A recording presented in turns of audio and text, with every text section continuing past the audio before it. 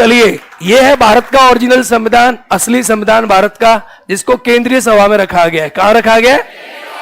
Central hall में भारत के original constitution को रखा गया है। नाइट्रोजन हीलियम का जो केस है उसके अंदर इस कॉन्स्टिट्यूशन को रखा गया है। ये दो हैं, एक इंग्लिश में और एक।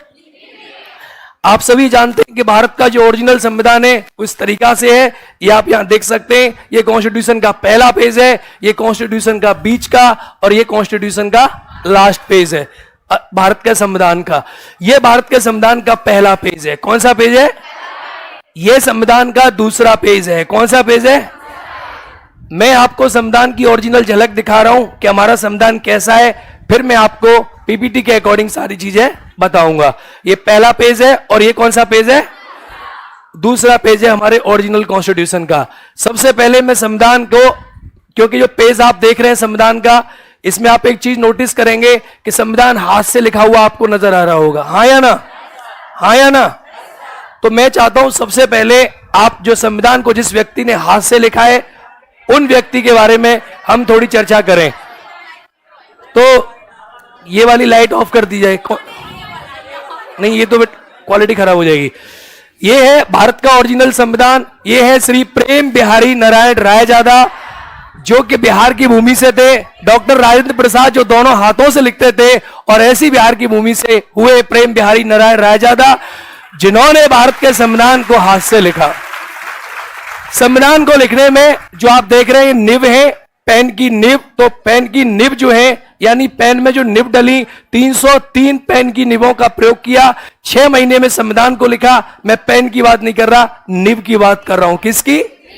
303 निब। 6 मंथ लगे कॉन्स्टिट्यूशन को लिखने में। तो एक बार श्री प्रेम बिहारी नारायण रायजादा जी के लिए जोरदार तालियां।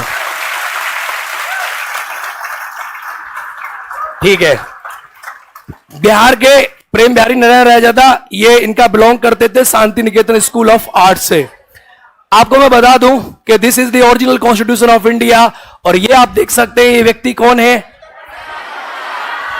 डॉक्टर राजेंद्र। और ये कौन है? प्रेम बिहारी नारायण। ये जब भारत का संविधान मिला तो संविधान को देखकर, देखिए संविधान को देखने के बाद कितने खुशी हो रहे हैं, कितने प्रसन्न मन से संविधान को निहार रहे हैं। तो अब एक बार संविधान को पढ़ने से पहले मैं चाहूंगा कि आप सभी लोग इस संविधान निर्माताओं के लिए एक बार जोरदार ताली बजाइए।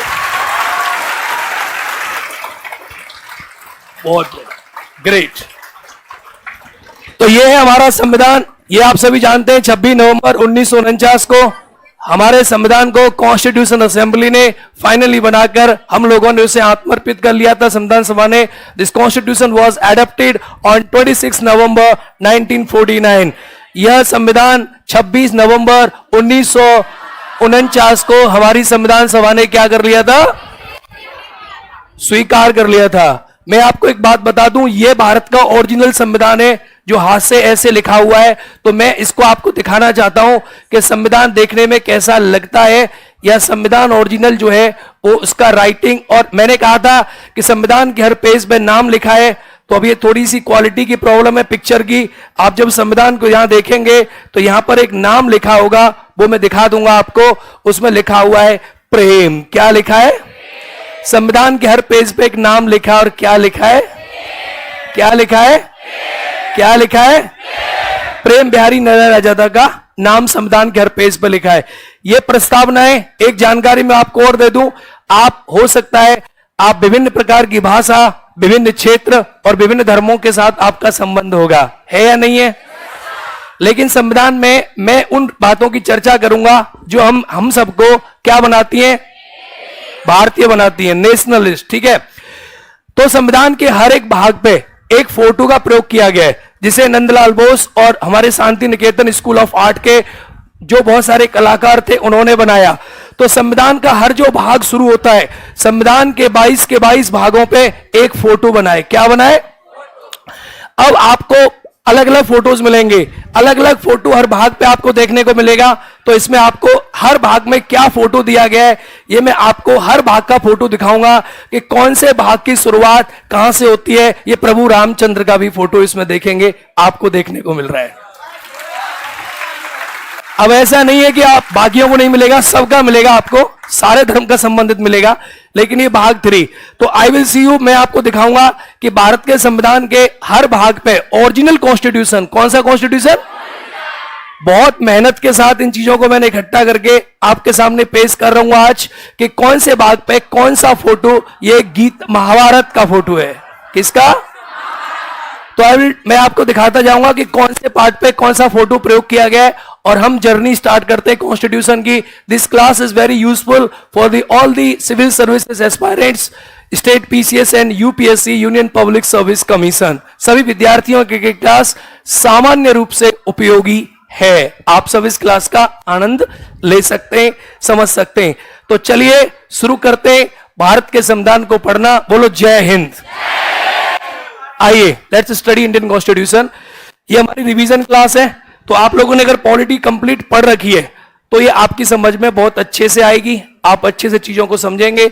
संविधान की जो प्रस्तावना है, आप जानते हैं भारत के संविधान की प्रस्तावना को, प्रेम्बल को संविधान की आत्मा कहा ठाकुरदास भार्गव ने। आत्मा है प्रेम्बल जो है। संविधान की प्रस्तावना को आप पढ़ेंगे तो प्रस्तावना में आपको बताया कि हम भारत के संविधान को we the people of India, क्या लिखा है, हम भारत के लोग संविधान को क्या करते हैं, संविधान। अब हम भारत के लोग हैं और भारत को एक कैसा कंट्री बनाते हैं, triple S, triple S, triple S, यानी इंडिया एक कैसा कंट्री। आपसे पूछा जाएगा, शब्दों को क्रम से लगाएं, तो कैसा है, सोवरेन, कैसा है, कैसा है, सोवरेन, सोशलिस्ट, सेक्युलर, डेमोक्रेटिक और रिपब्लिक, इसे कहते हो triple S DR, triple S. भारत का संविधान कैसा है, प्रभुत्व संपन्न, समाजवादी, पंथनिरपेक्ष, लोकतांत्रिक, गणराज्य।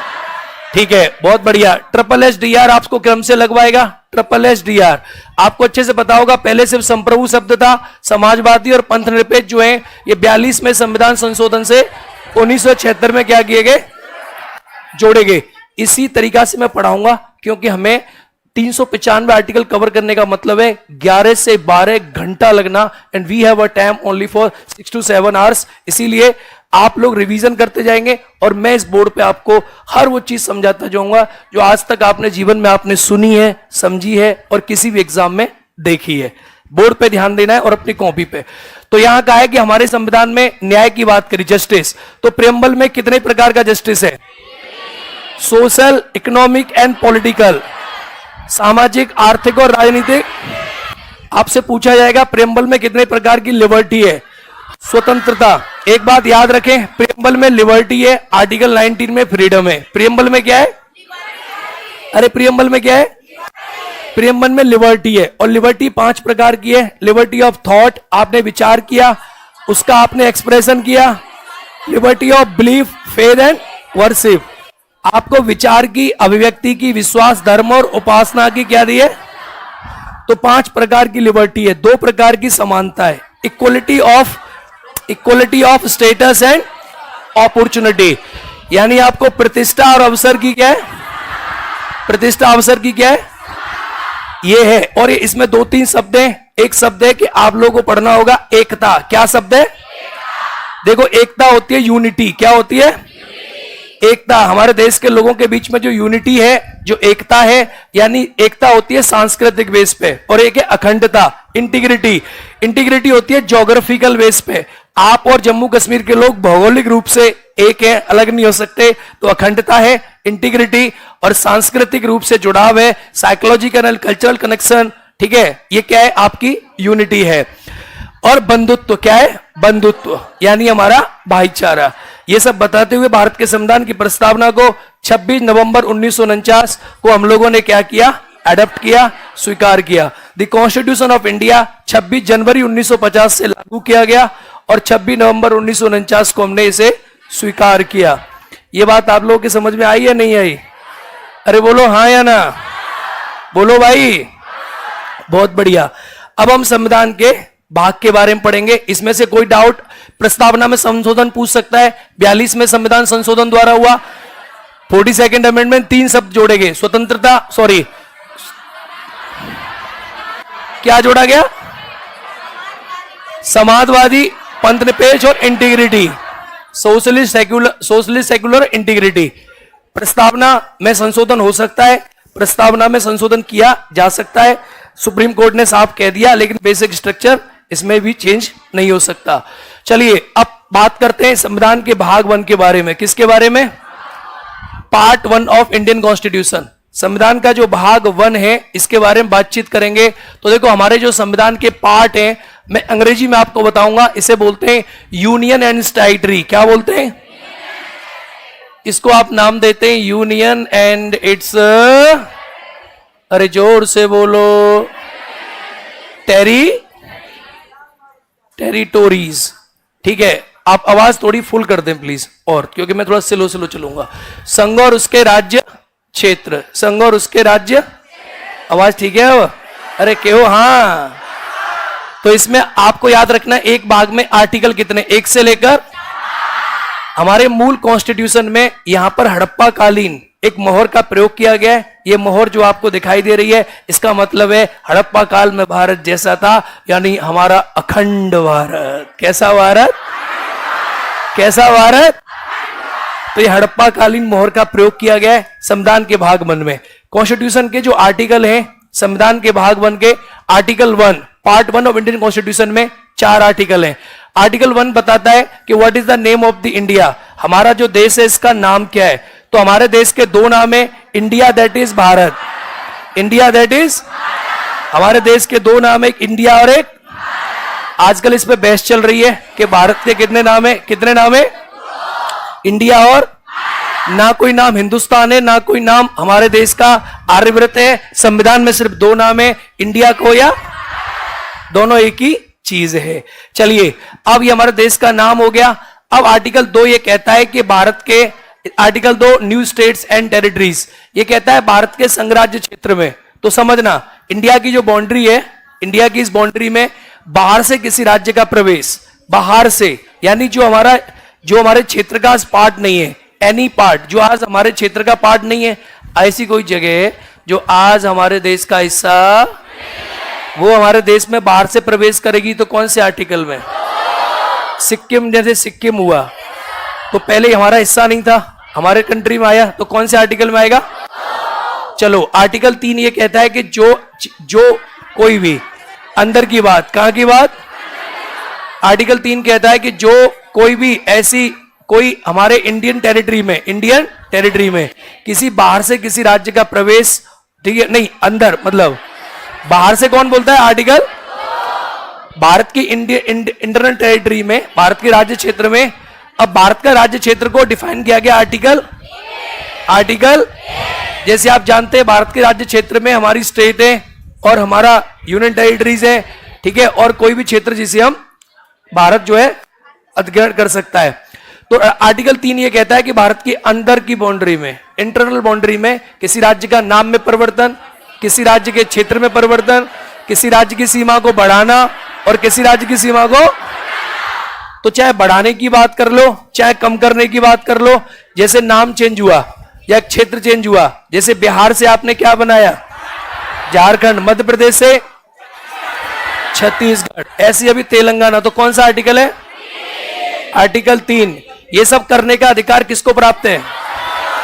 संसद को। किसको प्राप्त है? हमारे पार्लियामेंट को सारे के सारे राइट प्राप्त है, राज्यों के पास नहीं है। किसी राज्य का नाम परिवर्तन करने का अधिकार संसद को प्राप्त है। आर्टिकल 4 ये कहता है कि आर्टिकल 2 और 3 में जो भी अमेंडमेंट होंगे वो आर्टिकल 368 के अकॉर्डिंग संविधान संशोधन, यानी उसका जो प्रोसेस होगा वो 368 को फॉलो नहीं करेगा, यानी सामान्य बहुमत से होंगे। कैसे होंगे? कोई डाउट? समझ गए? और जब आप पॉलिटी पढ़ोगे तो आप जानते हैं कि आर्टिकल 3 के अकॉर्डिंग आप पढ़ोगे कि भारत में राज्यों का निर्माण कैसे कैसे हुए। आम, गुनाहे, मेम, तुलसी, गांव और जैसे, ठीक है, छाता उठाओ झरने तले।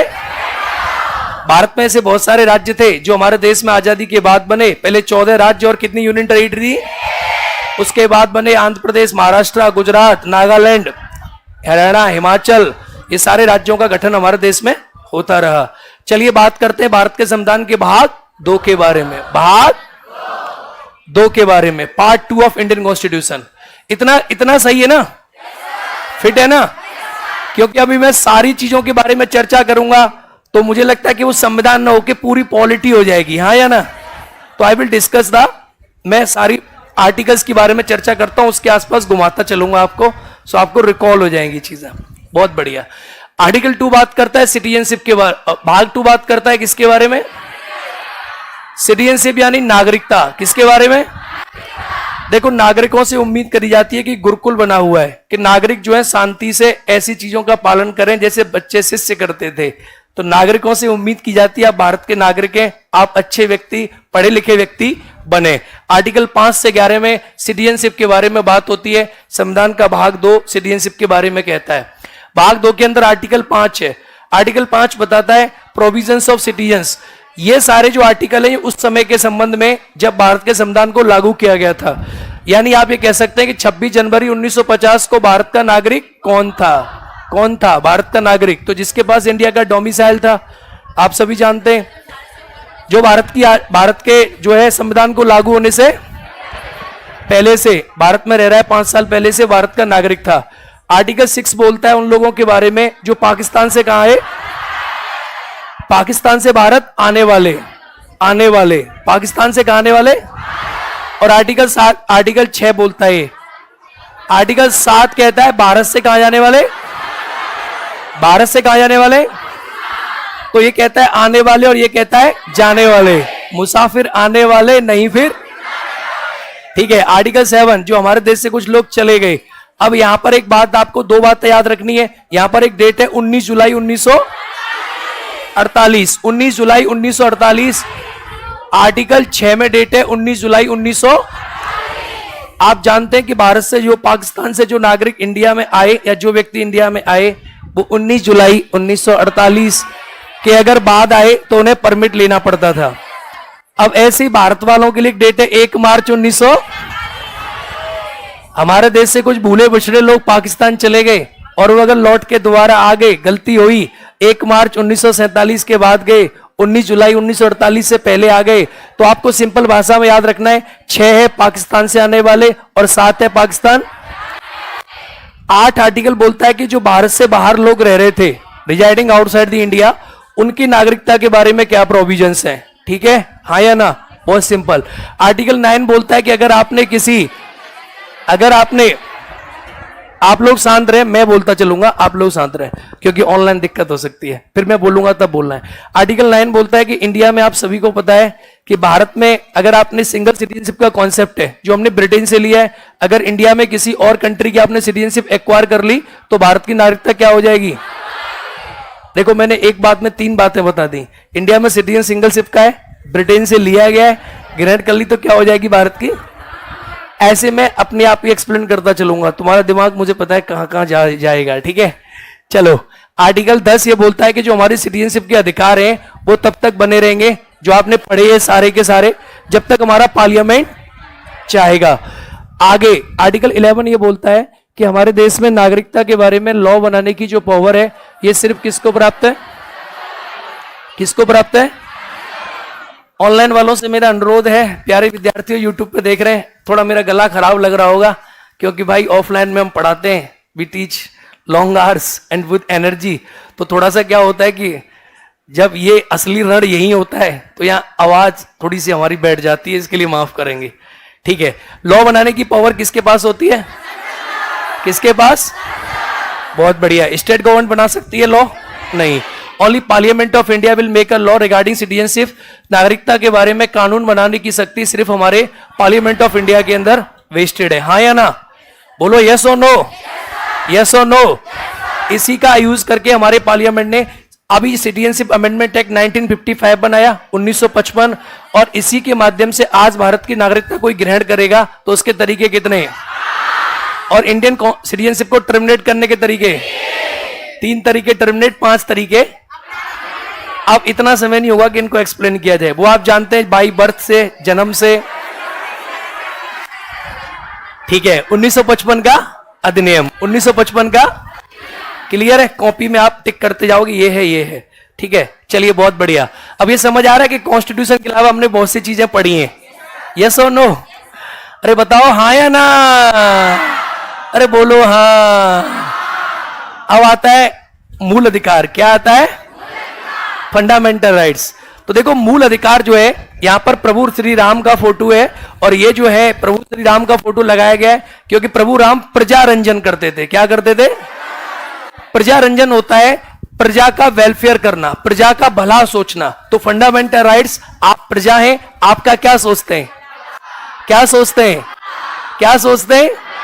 आपका भला सोचते हैं, आपका डेवलपमेंट होगा। इसीलिए देखो ये बात, अब यहां फोटो बना है ओरिजिनल कॉन्स्टिट्यूशन में तो कोई लॉजिक होगा ना भाई। हमारे संविधान निर्माता हमसे ज्यादा पढ़े लिखे तो थे, आप लोगों से भी ज्यादा थे, हाँ या ना?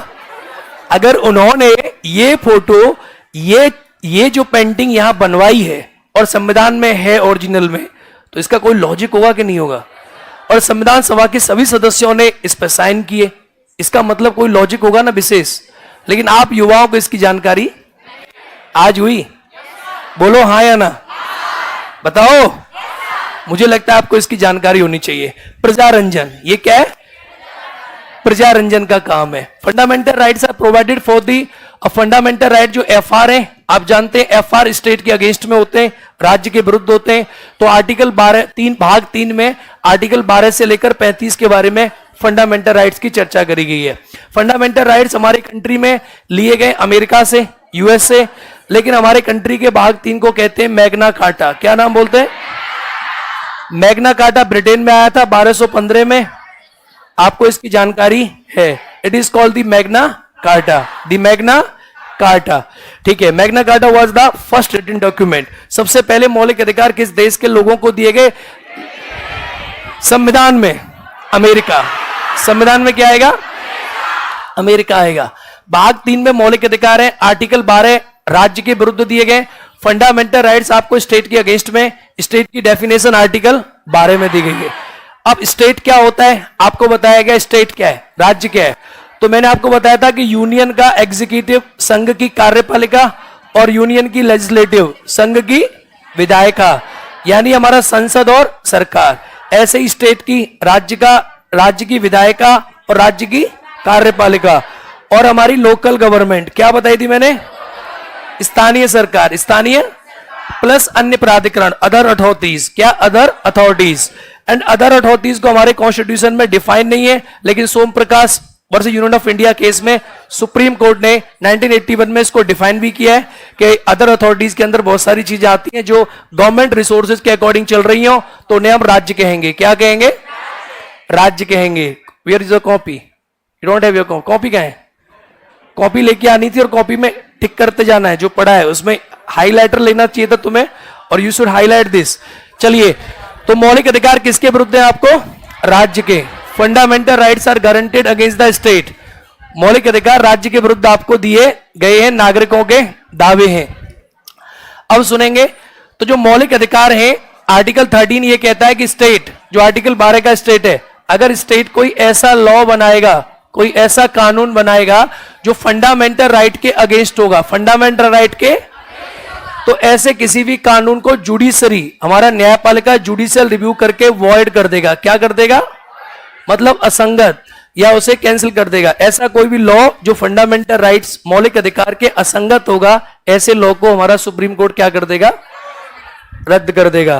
तो आर्टिकल 13 आप जानते हैं, 13 के अंदर कई सारे क्लॉजेस भी हैं, 13(1), 13(2), 13। अब 13 के अंदर क्लॉजेस भी हैं, जैसे आर्टिकल 13 आपको बताता है कि 13(1) बताता है वो कर देगा, 13(2) आपको बताता है प्री। अब देखो, अगर 13 के अंदर पढ़ोगे तो 13 के क्लॉजेस ये हैं कि 13 के अंदर जाओगे तो 13(1) है, ये बताता है प्री कॉन्स्टिट्यूशनल विधि, और 13(2) बताता है पोस्ट कॉन्स्टिट्यूशनल विधि। कैसी विधि? संविधान से पहले की और संविधान से। आर्टिकल 13(3) बताता है लॉ की परिभाषा, विधि की, और आर्टिकल 13 सब क्लॉज 4 बताता है कि कॉन्स्टिट्यूशनल अमेंडमेंट लॉ नहीं होगा। हाँ या ना? जो कि किया गया था, बाद में सरकार ने अमेंडमेंट किया था बाय 24 अमेंडमेंट 1971। पर अभी है, अभी क्या है कि जुडिशरी उसका रिव्यू कर सकती है, और बेसिक स्ट्रक्चर का कॉन्सेप्ट हमारे देश में है जो केशवानंदा भारती केस में आया था। तो ये डीपली बातें हैं। कैसी बात है? ये आपने पढ़ी है, और ये बेसिक बात है। कैसी बात है? तो ये कह सकते हैं कि ये आम जिंदगी, और ये है आम जिंदगी, और ये है मेंटोस जिंदगी। और जब आप ये जान जाएंगे कि आर्टिकल 13(4) में के लिए विवाद कौन सा छिड़ा, शंकरी प्रसाद का केस 1951। आप ये जान जाएंगे कि आर्टिकल 1965 सज्जन सिंह का case, 1967 Golaknath case, 1973 Maneka Gandhi case, हाँ या ना।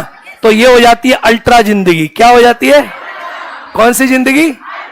तो ये साधारण जिंदगी, आम जिंदगी, मेंटोस जिंदगी, और एक आ जाती है, और अभी अल्ट्रा मैक्स छूट रही है, वो आगे बताऊंगा कभी। चलिए अब आ जाते हैं मौलिक अधिकार। आर्टिकल 14 से 18 के बीच में मौलिक अधिकारों की चर्चा करी जाती है। तो ये मौलिक अधिकारों में समानता का अधिकार है। आर्टिकल 14 से 18 में क्या है? समानता का। लेकिन जब अब ग्रुप है फंडामेंटल राइट्स का, तो 14 से 18 में आप बांट देते समानता का अधिकार, राइट नहीं, ये तो उल्टा लिख रहा है, मुझे लग रहा है। ऐसे बांट लो, 14 से 18 में आप बांट देते समानता का अधिकार, राइट टू इक्वलिटी, ठीक है। 19 से 22 में आप बांट देते राइट टू फ्रीडम। इसके बाद इसमें बांट देते हैं शोषण के विरुद्ध अधिकार। किसके विरुद्ध अधिकार? इसके बाद आप बांट देते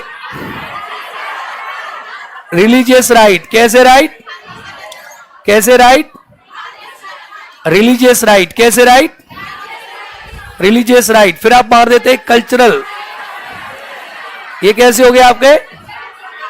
और ये कौन सा आपका? Right to constitutional remedies. Right to constitutional remedies. तो ये है समानता का अधिकार, स्वतंत्रता का अधिकार, शोषण के विरुद्ध अधिकार, धार्मिक अधिकार, संस्कृति का अधिकार। एक क्वेश्चन आपके एग्जाम में यहां से बनता है कि कौन से राइट में क्या दिया गया है। वेरी बेसिक क्वेश्चन, आप आराम से आंसर दे जाएंगे, आप बहुत होशियार हो। लेकिन हम इसको डिटेल में पढ़ेंगे। कैसे पढ़ेंगे? डिटेल में पढ़ेंगे। देखो आर्टिकल जो 14 है, अगर इसको पढ़ेंगे तो आर्टिकल 14 में समानता, विधि के समक्ष समानता, यानी इक्वलिटी बिफोर लॉ। इंडिया में सभी लोग लॉ के सामने समान होंगे, विधियां सभी के लिए समान होंगी। Laws are equal to all. इसमें दो कॉन्सेप्ट है, इक्वलिटी बिफोर लॉ जो ब्रिटेन से लिया है, इक्वल प्रोटेक्शन ऑफ लॉज जो अमेरिका से लिया है, ठीक है। इक्वल प्रोटेक्शन ऑफ लॉज जो है वो पॉजिटिव अफर्मेटिव डिस्क्रिमिनेशन की बात करता है, सकारात्मक भेदभाव की बात करता है। सिंपल भाषा में विधियों के समक्ष समानता है, आम जिंदगी और मेंटोस जिंदगी है कि दो प्रकार से होता है। इसके दो प्रकार हैं, इक्वलिटी बिफोर लॉ ईबीएल और EPL equal protection of laws. अरे हाँ या ना। अब ईपीएल जो है ये अफर्मेटिव लॉज है, ये सकारात्मक भेदभाव की बात करता है। अनुच्छेद 15 कहता है कि भारत में किसी भी अब सुनेंगे there are certain fundamental rights जो सिर्फ इंडियन सिटीजन्स के लिए, जैसे article 15, 16, 29, these fundamental rights are guaranteed to Indian citizens only. ये मौलिक अधिकार सिर्फ भारतीय नागरिकों के लिए दिए गए हैं, बाकी मौलिक अधिकार सबके लिए। तो ये जो मौलिक अधिकार है ऑल, सभी लोगों के लिए, पर्सन, इसमें क्या सब प्रयोग किया गया, और इसमें क्या प्रयोग किया गया? सिटीजन। क्या किया गया? नागरिक। ये सिर्फ नागरिकों के लिए। अनुच्छेद 15, इसमें आपको 5 ग्राउंड दिए गए कि 5 ग्राउंड के बेस पर किसी से कोई भेदभाव नहीं होगा। 5 ग्राउंड आप जानते हैं। नंबर 1 है आपकी मैं बता रहा हूं, मैं बोल रहा हूं, ऑनलाइन आवाज जाएगी, मैं बोल रहा हूं। जाति है, क्या है? दूसरा क्या है? तीसरा क्या है? और चौथा क्या है? जन्म स्थान। और 5वां क्या है? क्या है? इसे कहते हैं मूलवंश को race, place of birth, gender, religion and caste. इसमें भाषा नहीं है। ये अनुच्छेद 15 कहता है। अनुच्छेद 15 के अंदर कई सारे सब क्लॉजेज हैं, 15(1), 15(2), 15(3), 15(4), 15(5), 15(6), ठीक है। अगर मैं सिंपल भाषा में बात करूं तो 15(1) ये बताता है कि भारत में किसी के साथ, ये 15(1) हो गया। 15(2) ये कहता है राज्य कोई भेदभाव नहीं करेगा। 15(2) बहुत सिंपल है, जो बताता है ना तो कोई राज्य करेगा और ना सिटीजन करेगा। स्टेट एंड सिटीजन्स दोनों को प्रोवाइड करता है, ना राज्य करेगा ना आप करोगे, किसी पब्लिक प्लेस पे कोई भेदभाव नहीं करोगे। तो अगर मैं इसमें पार्ट जोड़ के आपको समझा दूं कि अगर 15 आर्टिकल को तोड़ लेंगे तो 15(1) है, 15(2) है, बोलो हाँ या ना। 15 और 15 ठीक है, अगर इस डिटेल में पढ़ाते रहो तो मुझे लगता है 3-4 दिन में संविधान तो खत्म नहीं होगा। ठीक है, 15(1) क्या कहता है आप जानते हैं, सिंपल, 5 ग्राउंड है। कितने ग्राउंड? 15(2) बोलता है कि ना तो सिटीजन, ना तो कोई नागरिक और ना कोई, नहीं 15(2) बोलता है ना तो कोई व्यक्ति और ना किसी के साथ पब्लिक प्लेस पे कोई भेदभाव, 15(3) बोलता है राज्य विशेष प्रावधान कर सकता है महिला और state can make special provision for the women and children. हाँ या ना? राज्य विशेष प्रावधान कर सकता है महिला और बच्चों के लिए। 15(4) बोलता है कि राज्य विशेष प्रावधान कर सकता है जो सोशली एजुकेशनली बैकवर्ड क्लास है, सामाजिक और शैक्षणिक रूप से पिछड़े लोगों के लिए, सामाजिक और कैसे, इनके लिए राज्य विशेष प्रावधान कर सकता है, सोशली एजुकेशनली बैकवर्ड क्लास। 15(5) बाद में जोड़ा गया जो ये कहता है कि राज्य हायर एजुकेशन, कैसी एजुकेशन, हायर एजुकेशन के लिए विशेष प्रोविजन कर सकता है। 15(5) कहता है, अरे हाँ या ना? बताओ 15(5) कब जोड़ा गया? Yes, 93rd amendment 2000। 15(6) ये कहता है कि स्टेट में, आप जानते होंगे, 15(6) कहता है ईडब्ल्यूएस क्या है, ईडब्ल्यूएस में कितना % आरक्षण मिलेगा? 10%। कितना %? आरक्षण 15 में भी है, आरक्षण 16 में भी है। 15 में एजुकेशनल इंस्टीट्यूशंस के लिए यानी शिक्षा के क्षेत्र में, और 16 में जो आरक्षण है वो सरकारी नौकरी, तो ये एजुकेशनल इंस्टीट्यूट का आरक्षण है, शैक्षणिक संस्थान, और वो आरक्षण है सरकारी नौकरी का आरक्षण है। अरे बोलो हाँ या ना? ठीक है, पूरा समझ आ रहा है? बोलो।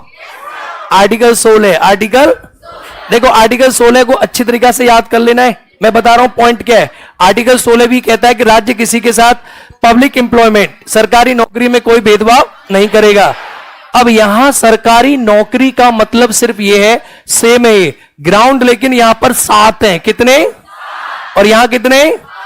मैं गहराई वाले पॉइंट बता रहा हूं आपको।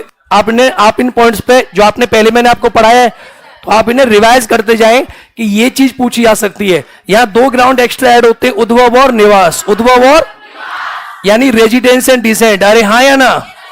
उद्भव और निवास, ये निवास हो गया और उद्भव हो गया। ये 2 ग्राउंड या एक्स्ट्रा ऐड होते हैं, बाकी सब कैसा है? समान। कैसा है? सब समान है। तो आप ये कह सकते हैं कि सर जैसे हमने 15 पढ़ा है, वैसे ही सर यहां पर हम 16 भी पढ़ सकते हैं, और 16 के आर्टिकल भी सेम है। 16(1), 16(2), 16(3), 16(4), 16(5), 16(6। अरे हाँ या ना? इस आर्टिकल में मैंने आपको एक कहानी पढ़ाई थी, जो कहानी है आरक्षण की कहानी। किसकी कहानी? आप जानते हैं आरक्षण की कहानी की शुरुआत भारत में होती है बड़े पहले से, लेकिन आरक्षण की कहानी में सबसे बड़ा रोल निभाया मंडल आयोग ने। और आपसे पूछा जाएगा कि पिछड़ा वर्ग के लिए आयोग गठन करने की पावर किसके पास है? आगे आएगा, राष्ट्रपति के पास है। राष्ट्रपति ने बनाए काका कालेलकर कमीशन और मंडल आयोग। मंडल आयोग की रिपोर्ट आई, और रिपोर्ट को 1990 में बीपी सिंह सरकार ने लागू किया। 27% का आरक्षण ओबीसी को दिया था। यहां तक लड़ाई चली थी, पूरी लड़ाई, ठीक है। 27% का आरक्षण दिया था ओबीसी को, अदर बैकवर्ड क्लासेस को दिया था बीपी सिंह सरकार ने। इसी बात के बाद नरसिंह राव गवर्नमेंट ने 1991 में 10% का आरक्षण ईडब्ल्यूएस को भी दे दिया, जनरल कैटेगरी को दे दिया। इसीलिए सुप्रीम कोर्ट में 1992 में इंदिरा साहनी का केस हुआ, और सुप्रीम कोर्ट ने 50% की लिमिट लगा दी आरक्षण के ऊपर, कि उससे ऊपर आरक्षण नहीं जाएगा, ठीक है। और उसके बाद क्रीमी लेयर की बात करी, रामनंदन कमेटी बनी 1993 में। 1993 में।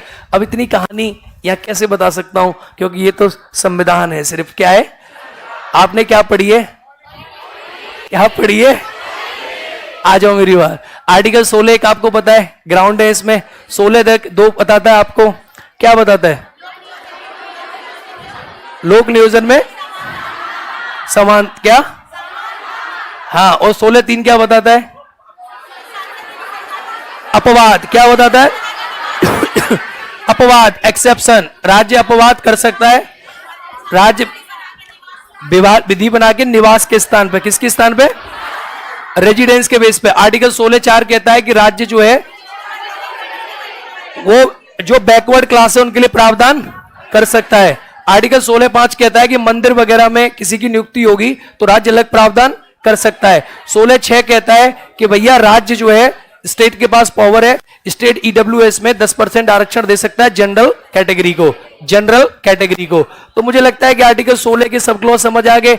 और आर्टिकल 16 सरकारी नौकरी में समानता की बात करता है। 16(1), 16(2), 16(3), 16(4), 16(5) और 16(6). 16(6) भी वहां 103 में संविधान संशोधन और 15(6) के द्वारा 2019 में ऐड किया गया। बड़ी सिंपल बात है। आर्टिकल 17 कहता है अस्पृश्यताओं का अंत। अस्पृश्यताओं का यानी अनटचेबिलिटी। क्या कहता है? अनटचेबिलिटी का मतलब है एंड ऑफ अनटचेबिलिटी, अस्पृश्यता का अंत। अनटचेबिलिटी मतलब जैसे आप लोग छुआछूत करते हो, तो छुआछूत करना हमारे देश में मना है। और इसके लिए मैंने आपको पढ़ाया है कि SC/ST एट्रोसिटीज एक्ट बनाया गया 1989 में, 1989 में। इसके माध्यम से किसी के साथ छुआछूत करना एक दंडनीय अपराध भी है और ये फंडामेंटल राइट भी है। आर्टिकल 18 बोलता है उपाधियों का अंत। आप उपाधियों का अंत करेंगे। हमारे कंट्री में किसी प्रकार की उपाधि नहीं दी जाएगी शिक्षा और सेना को छोड़कर। ऑनलाइन वालों को मजा आ रहा है? कितने विद्यार्थी लाइव है हमारे साथ ऑनलाइन यूट्यूब में? 3000। मेरे प्यारे विद्यार्थियों, मैं आपसे उम्मीद करता हूं कि आज आप जो है इस संख्या को सारे विद्यार्थियों तक शेयर करके मैं आपको और गहराई में पढ़ाता जाऊंगा। तो ठीक है, उस अकॉर्डिंग चीजों को लेकर चलना है। चलिए, तो please share with all guys. Okay, चलिए। अगर आप मुझसे डिमांड करोगे कि सर ये पूरा ही बता दो, तो मैं ये भी पूरा बता दूंगा अगर आप चाहते हो। वैसे बता ही दिया हमने, ठीक है ना? अरे हाँ या ना? बहुत बढ़िया, वेरी गुड, ग्रेट। आइए आर्टिकल 19 क्या पढ़ते हैं? आर्टिकल 19 बात करता है फ्रीडम की। किसकी बात करता है? और प्रियम्बल किसकी बात करती है? लिबर्टी। किसकी बात करती है? और ये किसकी बात करता है? फ्रीडम। किसकी बात करता है?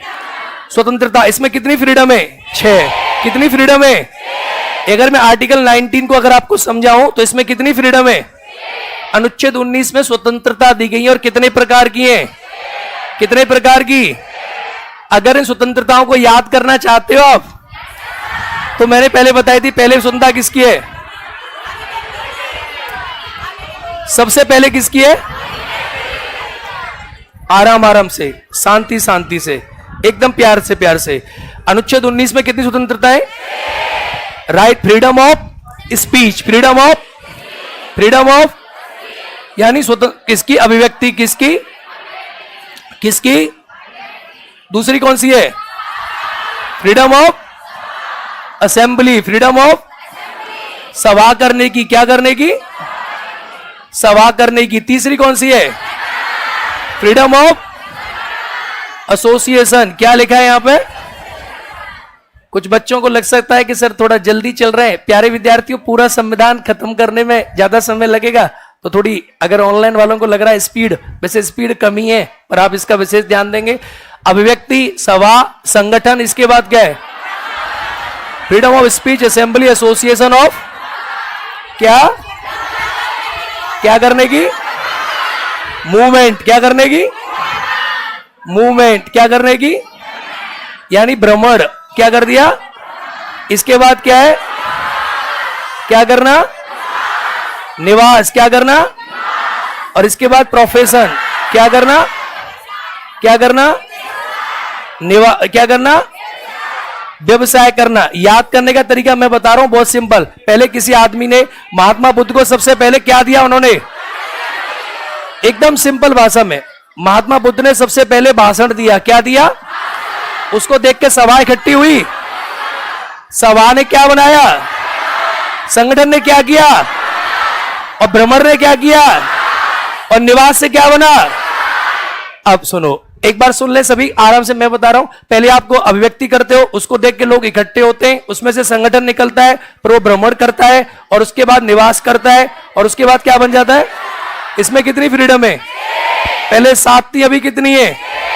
अब और गहराई में चलोगे तो मैंने आपको याद कराया है इसको, अनुच्छेद 19 1A यानी आप इन्हें कैसे पढ़ते हो? अनुच्छेद 19 1 19 1 19 1 19 1 19 1 19 1 19 1। प्यारे विद्यार्थियों, एक बात का विशेष ध्यान रखेंगे, संविधान में अनुच्छेद जो है, ऐसा कोई स्मॉल होता है तो पहले का है, और ऐसा है तो बाद में जुड़ा है। ऐसा किसी के सामने लिखा है तो ये कब जुड़ा है, और ये लिखा है तो ये क्या है, ये क्या है, पहले का, संविधान के साथ का और संविधान के, तो ये पूछोगे तो पूछोगे कब आया, कब आया। तो जैसे 19(1) बी सी डी, अरे हाँ या ना, अरे हाँ या ना, तो इसमें कौन सा, इसमें कौन सा, इसमें कौन सा मैच कर दोगे, मैच ऑफ द फॉलोइंग। इसके बाद कौन सी आती है, 19(1), 19(1), इसका एफ नहीं है, एफ खत्म हो गया, 19(1), 19(1). आप सभी को मैं बता दूं कि भारत के संविधान में फंडामेंटल राइट्स जो हैं आपको दिए गए, लेकिन एब्सोल्यूट नहीं है, रिलेटिव है। कैसे, कैसे, तो रिलेटिव मतलब इनके ऊपर क्या लगे हुए, प्रतिबंध, क्या लगे हुए, प्रतिबंध। अब इसके प्रतिबंध कौन से दे रखे, तो मेरे प्यारे विद्यार्थी, जो विद्यार्थी तैयारी कर रहे हैं नॉर्मल एग्जाम्स की, वो जिए सामान्य जिंदगी कि अनुच्छेद 19 में कितने प्रकार की फ्रीडम। जो विद्यार्थी प्रिपरेशन कर रहे हैं पीसीएस एग्जाम की, वो जाने कि अनुच्छेद 19 में कौन सी फ्रीडम कौन से सब क्लॉज में लिखी है। Article 19 clause 1 sub clause. तो जो विद्यार्थी पीसीएस वाले वो जाने कि कौन सी में क्या दिया है, जो यूपीएससी वाले वो ये जाने कि कौन सी का प्रतिबंध कौन से आर्टिकल में है। तो 19(2), 19, 19, 19, 19, 19, 19, 19, 19, 19, बोलो राधे राधे। ठीक है, तो ये हो गए इनका बेसिक जो है, बेसिक, यानी ये हो गए इनके प्रतिबंध। क्या हो गए इनके, याद हो गया। मेरा बड़ा मन कर रहा है कि मैं 11-12 घंटे आज पढ़ाता रहूं, भले ही फ्लाइट छूट जाए, बड़ी फ्लाइट छूट जाए। चलिए अगला 19 से आगे बढ़ते हैं, 19 से आगे बढ़ते हैं। अनुच्छेद कौन सा पढ़ते हैं, कौन सा पढ़ते हैं, कौन सा पढ़ते हैं, आर्टिकल जो 20 है, अपराधों के संबंध में दोष सिद्धि के संबंध में क्या दिया गया आपको, संरक्षण। अपराधों के दोष सिद्धि के संबंध में आर्टिकल 20 कहता है protection of the conviction of the crimes. अब protection of conviction of the crime में 3 क्लॉजेज है। आर्टिकल 20 का 1 है, 20 का 2 है और 20 का। आप जब इसे पढ़ेंगे तो सिंपल बात है, आपको बताया गया है कि भारत में किसी व्यक्ति को कभी भी प्रोस्पेक्टिव लॉ, आप जानते हैं कि भूतलक्षी विधियों से संरक्षण है। किसी आदमी को डबल जियोपार्डी, एक व्यक्ति को एक दंड की 2 बार सजा, 2 बार सजा। तीसरा कहता है, मैं बोलूंगा, आप बहुत होशियार हो चुके हो, मैं बोलूंगा, ठीक है, आप इतने होशियार हो चुके हो मुझे अब पता है। आर्टिकल 23 ये बोलता है कि किसी व्यक्ति को स्वयं के खिलाफ गवाही देने के लिए बाध्य नहीं किया जाएगा।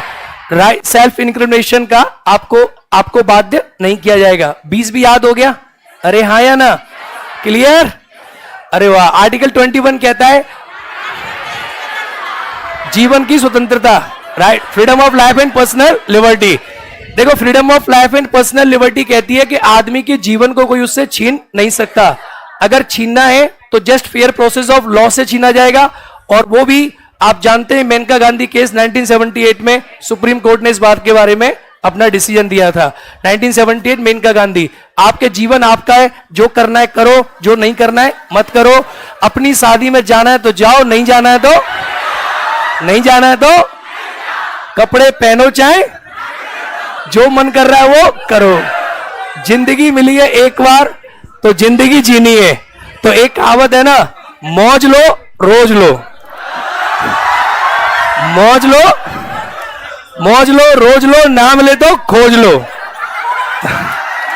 ठीक है, आर्टिकल 21, आर्टिकल 21, ठीक है।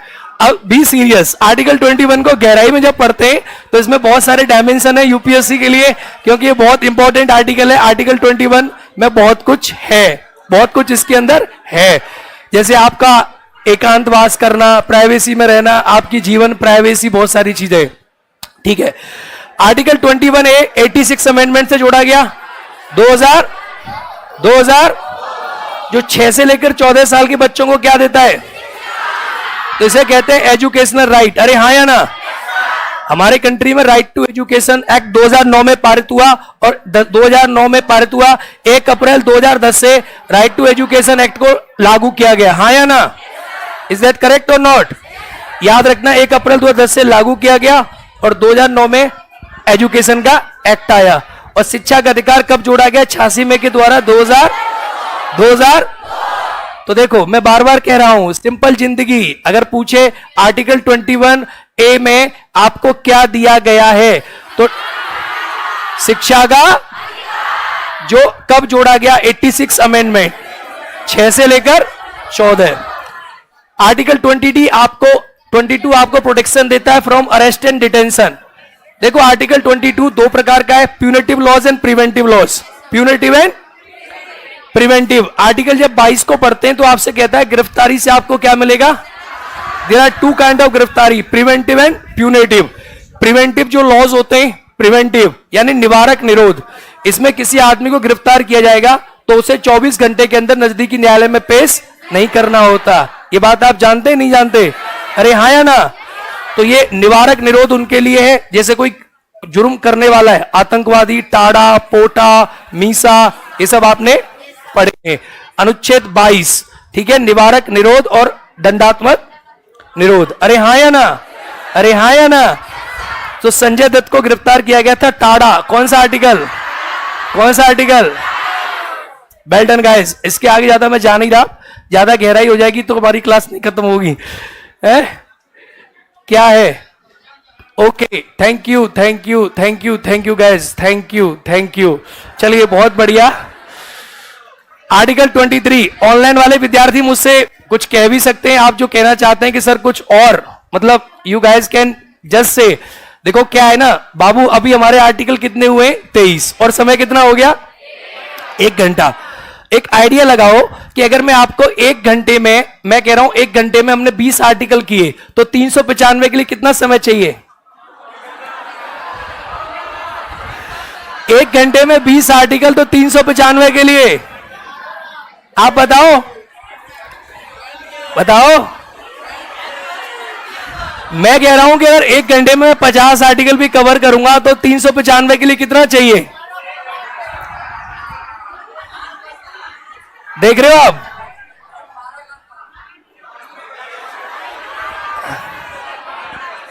समझ गए आप? नहीं समझे? ऑफलाइन प्लीज हल्ला ना करें, प्लीज हल्ला ना करें, प्लीज हल्ला ना करें। ऑनलाइन में दिक्कत हो रही है तो इसका मतलब बहुत लंबा समय चाहिए। अरे हाँ या ना? स्पीड बढ़ा लो, थोड़ी स्पीड बढ़ा लेते हैं, ठीक है? एक बच्चा कह रहा है थोड़ा स्लो चले, एक कह रहा है स्पीड थोड़ी बढ़ा लीजिए, थोड़ी मीडियम कर दें। चलिए, तो इसका मतलब है कि आर्टिकल से इधर, आर्टिकल को बता के इधर गहराई में नहीं डूबेंगे। हाँ या ना? आप इस बात के लिए मेरे ऊपर आरोप तो नहीं लगाएंगे फिर?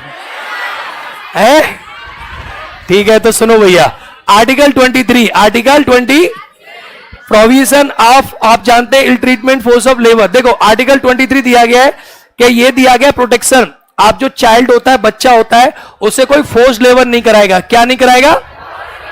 यानी बलात् श्रम के विरुद्ध अधिकार। हाँ या ना? ये बच्चे के लिए नहीं है, सुन लो मेरी बात। आर्टिकल 23 जो है ये सभी के लिए है। किसके लिए? और आर्टिकल 24 बच्चे के लिए। किसके लिए? किसके लिए? तो आर्टिकल 23 ये कहता है आप किसी आदमी से फोर्स लेबर नहीं करा सकते, बलात् श्रम नहीं करा सकते। अब इसके लिए एक्ट बना है हमारे कंट्री में, आप किसी से जो है बिना मर्जी के काम नहीं करा सकते, आप किसी को कम पैसे दे के काम नहीं करा सकते। आप ऐसे रहे, शांत रहे। ऑनलाइन ऑफलाइन वाले मिनिमम बेसिस, भाई संख्या बहुत ज्यादा है तो डिस्टर्ब हो रहा होगा, ठीक है, बट शांत रहे। मिनिमम बेसिस एक्ट हमारे कंट्री में है, तो आप किसी को बिना न्यूनतम मजदूरी दिए बिना काम नहीं करा सकते। आर्टिकल कौन सा कहता है? 23।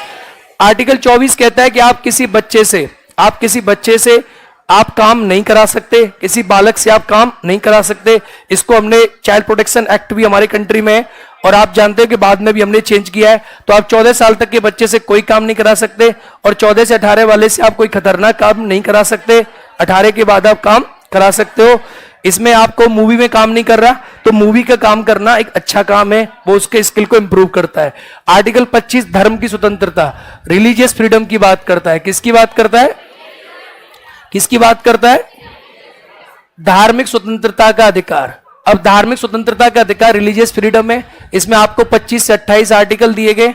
आर्टिकल 25 ये कहता है कि भारत में किसी व्यक्ति को धर्म का अंतःकरण करने की, राइट टू प्रोफेस, आपको आपको धर्म का अंतःकरण, कॉन्साइस, धर्म को मानने, धर्म का आचरण करने और धर्म का प्रचार करने का अधिकार है। Freedom of conscience, profess, practice and propagate आपको प्राप्त है। हिंदू, मुस्लिम, सिख, ईसाई जो धर्म माने उसका आचरण करें, पूजा करें, प्रचार करें, आपको पूरा राइट है। आर्टिकल 26 कहता है right to manage religious affairs, धार्मिक कार्यों के प्रबंधन करने का अधिकार व्यक्ति को नहीं है, ये व्यक्ति को प्राप्त है, ये व्यक्ति को प्राप्त है और ये धार्मिक संप्रदाय को प्राप्त है। रिलीजियस डिनोमिनेशन किसको प्राप्त है? धार्मिक संप्रदाय का मतलब है रिलीजियस डिनोमिनेशन। बोलो किसको प्राप्त है? Religious denomination. रिलीजियस डिनोमिनेशन का मतलब होता है, सुप्रीम कोर्ट ने भी इसको डिफाइन किया, धार्मिक संप्रदाय को आप सभी जानते होंगे, जिनका खुद का संप्रदाय हो, एक विचारधारा में विश्वास करते हो, वो अपने धार्मिक कार्यों का प्रबंधन कर सकते हैं, आप नहीं कर सकते, काम खत्म। आर्टिकल 27 ये कहता है कि हमारे कंट्री में किसी में कोई रिलीजियस टैक्स नहीं लगेगा, जैसे पहले जजिया और जकात, आज हमारे कंट्री में ऐसा नहीं है। यू आर फ्री, आप किसी भी को टैक्स नहीं दोगे, फीस अलग है और टैक्स अलग है, फीस लग जाती है, टैक्स नहीं लगता है। आर्टिकल 28 कहता है कि रिलीजियस एजुकेशन प्रोवाइड नहीं होगी। कोई ऐसी संस्थाएं 2-3 प्रकार की होती हैं, प्राइवेट में हो सकती है, कोई सरकारी संस्था है, राज्य द्वारा पोषित है, गवर्नमेंट फंडेड इंस्टीट्यूशन में, गवर्नमेंट फंडेड इंस्टीट्यूशन जो होगा सरकार द्वारा, अगर सरकार ने किसी को पैसे दिए हैं, आवाज थोड़ी और बढ़ा दो, सरकार ने किसी को पैसे दिए हैं बस, तो उस प्रकार की संस्था में कोई धार्मिक शिक्षा नहीं दी जाएगी। परफेक्ट। अब मैं धीरे धीरे बोलता चलूंगा, बस आज तुम मेरी बैटरी हो और मैं तुम्हारा चार्जर। ये I am sorry to tell you, ये दोनों लड़के हैं तो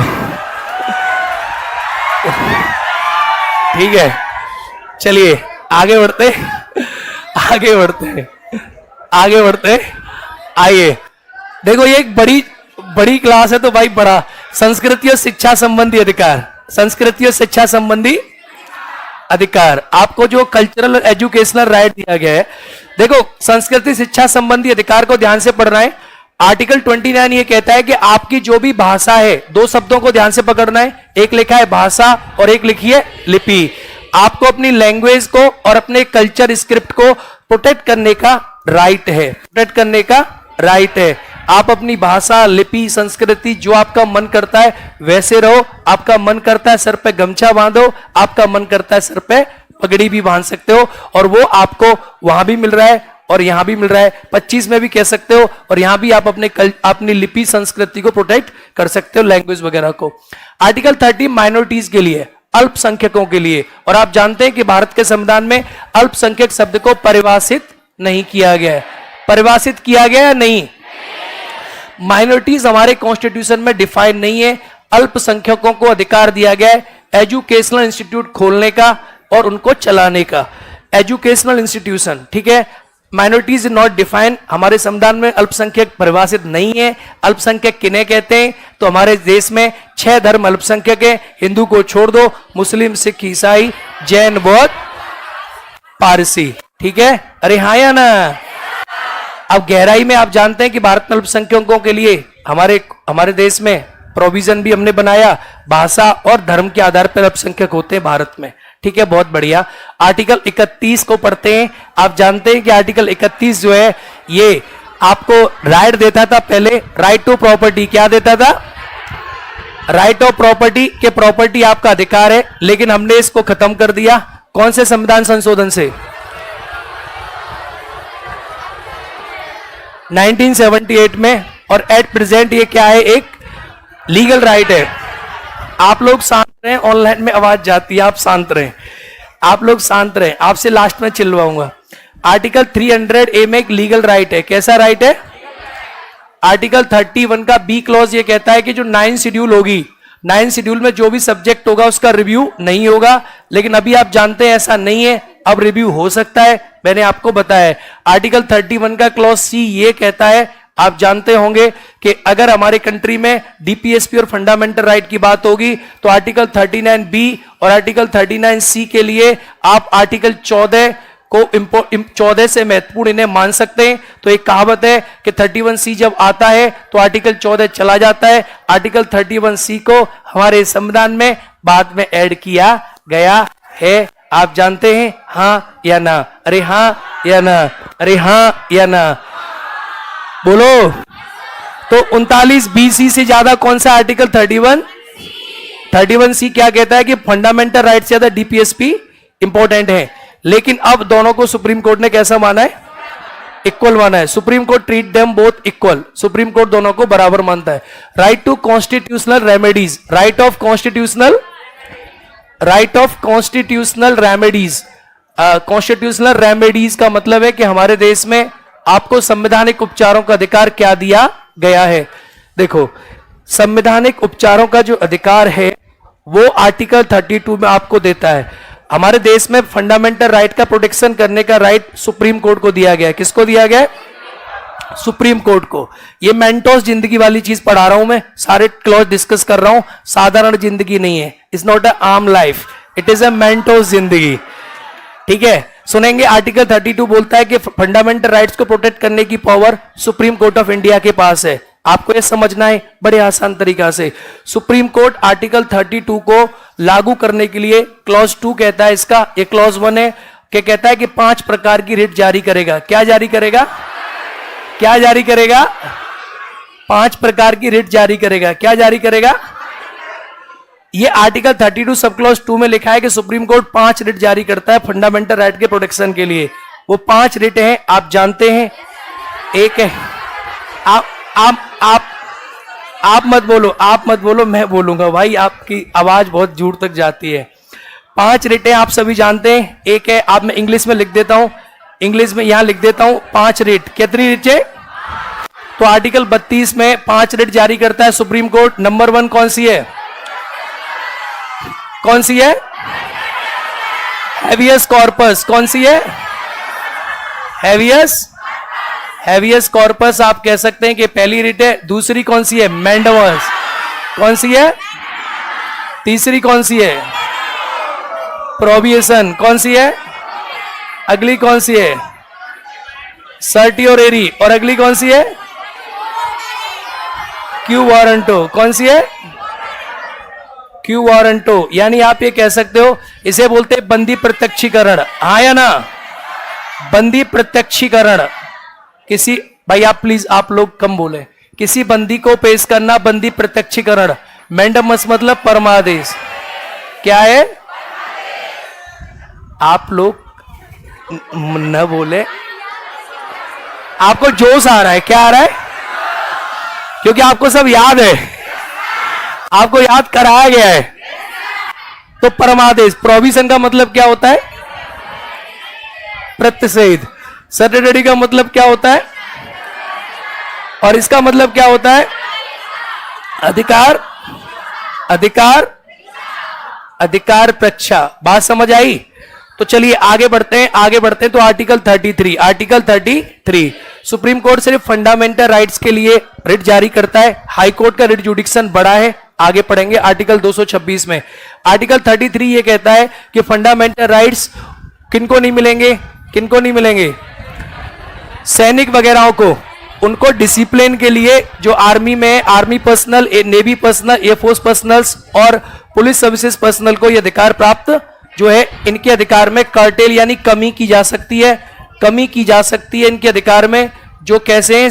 सैन्य सैनिक में, क्योंकि इनको अपना डिसिप्लिन बनाने के लिए कमी की जा सकती है। ये बस सिंपल है। सैन्य। आर्टिकल 34 कहता है कि जहां पर भी मार्शल लॉ, सैन्य कानून लागू होगा। क्या लागू होगा? जहां पर सैन्य कानून लागू होगा उस जगह पर मुझे लगता है वहां क्या होगा? वहां के लोगों के मौलिक अधिकारों में कमी कर दी जाएगी। जैसे सैन्य कानून आप जानते हैं, बहुत सारे सैन्य कानून, अफस्पा वगैरह। आर्टिकल 35 कहता है कि हमारे कंट्री में लॉ बनाने की पावर फंडामेंटल राइट के पास किसके पास है? किसके पास है? सिर्फ हमारा संसद कानून बनाएगा और कोई नहीं बना सकता। फंडामेंटल राइट के संबंध में लॉ बनाने की पावर किसको प्राप्त है? किसको प्राप्त है? तो मौलिक अधिकार खत्म हो गए। बोलो हाँ या ना? डना डना। एक गिलास पानी पी लूं मैं।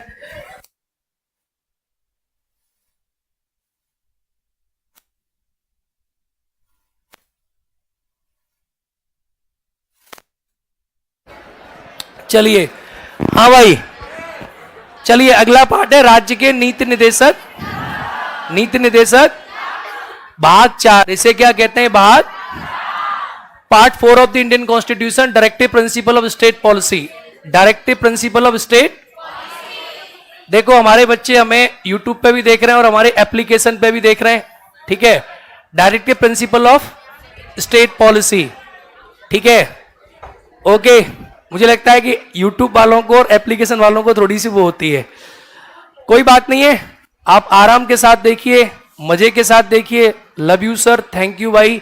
क्या नाम है? संदीप राय, बहुत बहुत बढ़िया। कोशिश करने वालों की हार नहीं होती, ये यूट्यूब के कमेंट हैं क्या? बहुत बढ़िया, thank you thank you thank you to everyone. चलिए, हाँ अच्छा, एक बच्चा पूछ रहा है कि हमें यह भी बता दीजिए कौन सी चीज कहां से ली जा रही है। तो ये डीपीएसपी कहां से लिए गए? आयरलैंड। अब प्यारे विद्यार्थियों, दिक्कत यह है कि आवाज आपको जो आ रही है, यहां बैठे हजारों विद्यार्थियों का जोश है, हाँ है ना। तो खान ग्लोबल स्टडीज की संख्या जो है ऑफलाइन क्लासेस की थोड़ी अधिक रहती है। ये भारत का सबसे बड़ा क्लासरूम है जहां से आपकी क्लास ऑनलाइन है। तो हो सकता है आपको थोड़ी समस्या हो रही होगी। Directive principle of state policy, DPSP. देखो डीपीएसपी हमारे देश में किसका फोटो दिया गया है यहां पर? महाभारत। किसका? श्री कृष्ण जो है अर्जुन के साथ उपदेश दे रहे हैं, तो डीपीएसपी हमारी सरकार को दिए गए उपदेश हैं। क्या है? क्या है? Directive principle state policy. These are the direction issue by the constitution maker to the future government. को डायरेक्शन दी गया है, राज्य ने, हमारे संविधान निर्माताओं ने आने वाली सरकार को इस बात का निर्देश दिया है कि आप इन चीजों का क्या कराओगे? पालन कराओगे। इन्हें आयरलैंड से लिया गया है। तो डीपीएसपी जो है आर्टिकल 36 में राज्य की परिभाषा दी है। क्या दी है? राज्य की परिभाषा वही है जो आर्टिकल 12 में है। आर्टिकल सेम राज्य की परिभाषा है जो आर्टिकल 12 में है। आर्टिकल 37 ये कहता है कि डीपीएसपी की जो विधिक स्थिति है, तो डीपीएसपी के लिए आप कोर्ट नहीं जा सकते, ये जस्टिसेबल नहीं है। फंडामेंटल राइट्स के लिए आप कोर्ट जा सकते हो। तो these are their nature is non justiciable, ये न्यायवादी, न्याय योग्य नहीं है। न्याय योग्य है या नहीं है? ये न्याय योग्य नहीं है। मैं एक मैराथन क्लास ऑनलाइन लूंगा यूट्यूब पे आप लोगों की, एमसीक्यूज की। एमसी किसकी? उसके लिए भी आप लोग तैयार रहेंगे, संपूर्ण क्वालिटी एमसीक्यूज में, ठीक है। आर्टिकल 38, आर्टिकल 38, आर्टिकल 38, आर्टिकल 38 कहता है कि जो डीपीएसपी है इनमें आपको सामाजिक, आर्थिक और राजनीतिक न्याय मिलेगा। क्या मिलेगा? न्याय, सामाजिक, आर्थिक, राजनीतिक न्याय। तो हमारे कंट्री में जो जस्टिस है ना, जस्टिस, न्याय, जस्टिस, तो जस्टिस जो है वो आपको जो है इन 3 तरीका से मिलता है, सामाजिक, आर्थिक, राजनीतिक न्याय। अरे हाँ या ना? बहुत बढ़िया। अब देखो ये क्या है? ये कहोगे सर ये मैक्स जिंदगी है। आइए आर्टिकल 39 देखो, सुनो, मैंने कहा एक आर्टिकल 39 एक तो ऐसे पढ़ा जाता है और एक ऐसे पढ़ा जाता है, दोनों में अंतर है। 39A ये बाद में जुड़ा है और ये पहले का है। किसका है? ये किसका है और ये किसका है? बाद का। तो आप जो पढ़ते हो इन दोनों में कंफ्यूज नहीं होना है। अभी मैं किसके बारे में बात कर रहा हूं? किसके बारे में? पहले बारे में, जो संविधान के साथ था उसके बारे में बात कर रहा हूं। जो संविधान के साथ था उसके बारे में बात कर रहा हूं। आर्टिकल 39 सब क्लॉज ए ये कहता है कि राज्य क्या करेगा? महिला और पुरुष के लिए इक्वल अपॉर्चुनिटी देगा। क्या देगा? इक्वल अपॉर्चुनिटी देगा। हाँ या ना? समान क्या देगा? पूरी बात क्या लिखी है?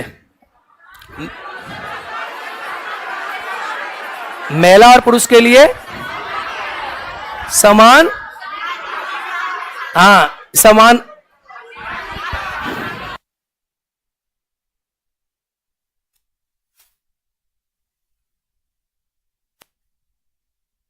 हाँ इक्वलिटी ऑफ, समान, हाँ समान कार्य के लिए वेतन। इसकी बात, अब समान कार्य के लिए समान समान कार्य के लिए आपको क्या मिलेगा? समान।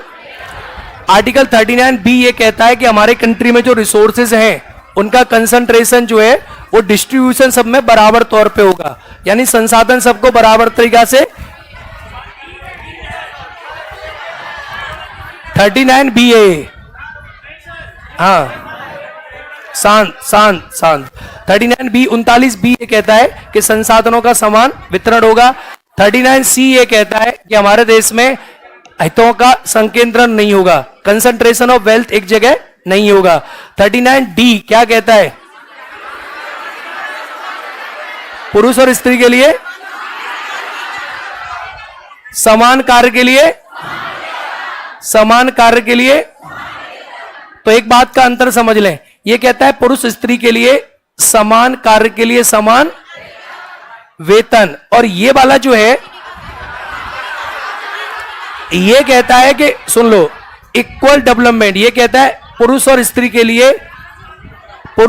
के लिए समान आर्थिक विकास होगा, हाँ या ना? चलो आर्थिक विकास के अवसर समान होंगे, और ये कहता है समान कार्य के लिए समान वेतन। अब 39 जो ए है, 39 ये बोलता है निशुल्क विधिक सहायता। तो ये कौन सा है? निशुल्क विधिक फ्री लीगल एड। किसकी बात करता है? Free legal aid, free legal aid. ये कहता है निशुल्क विधिक सहायता, free legal aid. Thank you भाई। एक लड़का लिख रहा है, बहुत से लड़के लिख रहे हैं। Thank you Amit Roy, thank you. King of polity चल रहा है यूट्यूब पर, सबका बहुत बहुत धन्यवाद। अमित सब बहुत बहुत धन्यवाद। अब इसको देखते रहो यहां से। चलो भाई, निशुल्क सहायता आर्टिकल 40 कहता है ग्राम पंचायतों का। अच्छा एक बात सुनेंगे, आपको कोई कंफ्यूजन तो नहीं हुआ ना इसमें? एकदम क्लियर है ना? ये एकदम क्लियर है ना? देखो यहाँ ELO लिखा है, तो इक्वलिटी ऑफ अपॉर्चुनिटी, ठीक है? स्त्री पुरुष को समान मिलेगी, इक्वलिटी ऑफ अपॉर्चुनिटी, समान अवसर। ये कहता है किसके बारे में? रिसोर्सेज पे सबका अधिकार रहेगा।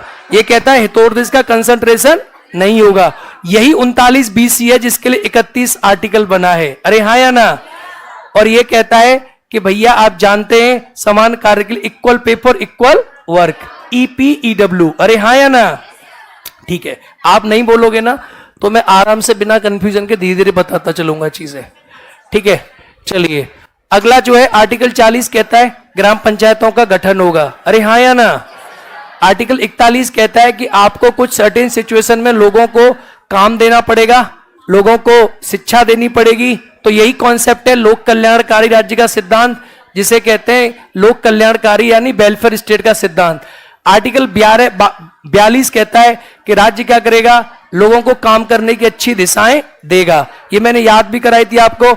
इसमें आपको अच्छी दिशाएं देगा, इसमें आपको जो है काम देगा, इसमें अच्छी दिशाएं देगा, और 43 में अच्छे पैसे देगा। क्या देगा? पैसे। क्या देगा? तो पहले काम देगा, फिर काम अच्छे से करवाएगा, और बढ़िया से पैसे,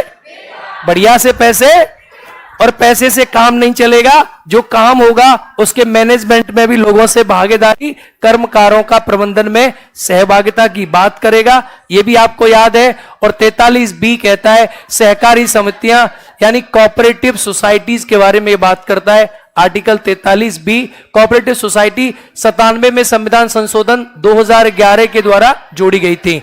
अब आप बच्चों के मन में आएगा सर डीपीएसपी में क्या इंपॉर्टेंट है? मेरे प्यारे बच्चों, डीपीएसपी में आर्टिकल 36 है, आर्टिकल 37, 38, आर्टिकल 40, 39 ए और आर्टिकल 43 और आर्टिकल 43 बी ये बहुत ज्यादा इंपॉर्टेंट हैं, बहुत ज्यादा इंपॉर्टेंट हैं। आर्टिकल 44 बहुत इंपॉर्टेंट है, अभी चर्चा में चल रहा है। समान नागरिक संहिता, यूनिफॉर्म सिविल कोड, किसकी बात करता है? यूनिफॉर्म सिविल कोड के सभी नागरिकों के लिए समान नागरिक संहिता होगी। भारत में एकमात्र राज्य है गोवा, उसमें समान नागरिक संहिता है, बाकियों में नहीं है। इसके लिए सरकार अभी काम कर रही है। यूनिफॉर्म सिविल कोड आर्टिकल 45 बोलता है कि सभी बच्चों को अनिवार्य शिक्षा दी जाएगी, लेकिन यहां और आर्टिकल 21 ए में क्या अंतर है? 21 ए जो है वो 6 से लेकर 14 साल, 6 से लेकर, और आर्टिकल 0 से 6 जो है ये है आर्टिकल 45। आर्टिकल 45। आर्टिकल 46 ये कहता है कि राज्य के पास पावर होगी कि राज्य SC ST के लिए विशेष प्रोविजन कर सकेगा। और इसी को आप, यही हमारे देश का जो आर्टिकल है, ये आरक्षण का बेस बनता है। किसका बेस बनता है? और इसी को बेस मानकर 15(4) में आरक्षण आप देखते हैं, इसी को बेस मानकर 16(4)